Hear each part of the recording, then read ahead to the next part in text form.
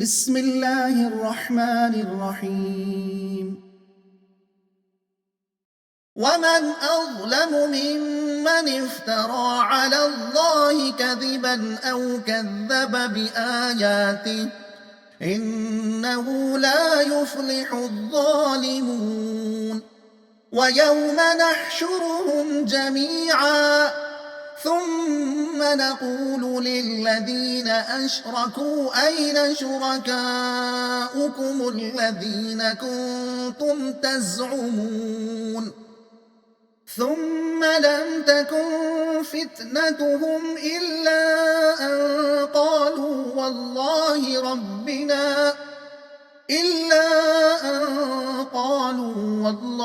ربنا ما كنا مشركين. انظر كيف كذبوا على أنفسهم وضل عنهم ما كانوا يفترون. ومنهم من يستمع إليك وجعلنا على قلوبهم أكنة أن يفقهوه وفي آذانهم وقرا وإن يروا كل آية لا يؤمنوا بها حتى إذا جاءوك يجادلونك يقول الذين كفروا إن هذا إلا أساطير الأولين وهم ينهون عنه وينأون عنه وإن يهلكون إلا أنفسهم وما يشعرون. ولو ترى إذ وقفوا على النار فقالوا يا ليتنا نرد ولا نكذب بآيات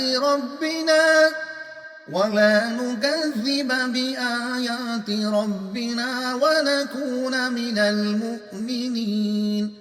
بل بدا لهم ما كانوا يخفون من قبل ولو ردوا لعادوا لما نهوا عنه وإنهم لكاذبون.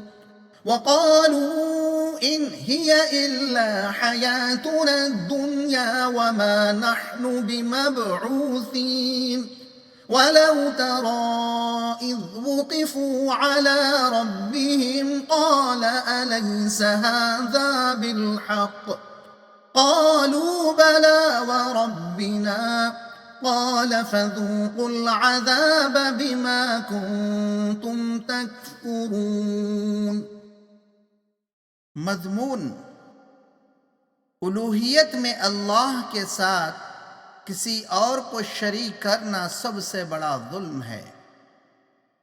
مطلب اللہ تعالی کی وحدانیت کی نشانیاں خود انسان کے نفس اور ساری کائنات میں پھیلی ہوئی ہیں، اور یہ پیغمبروں کی سیرت اور ان کے کارناموں میں بھی ظاہر ہیں اور کتب آسمانی میں بھی پیش کی گئی ہیں۔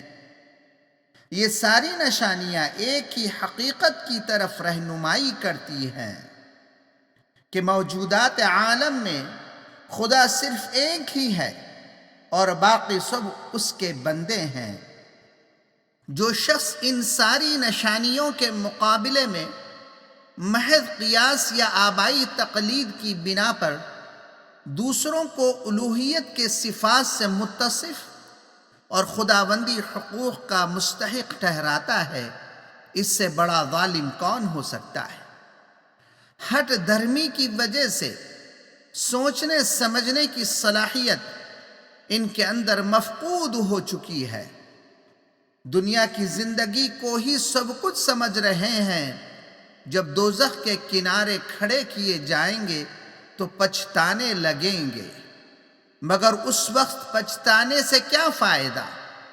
عذاب کا مزہ چکھنا ہی پڑے گا۔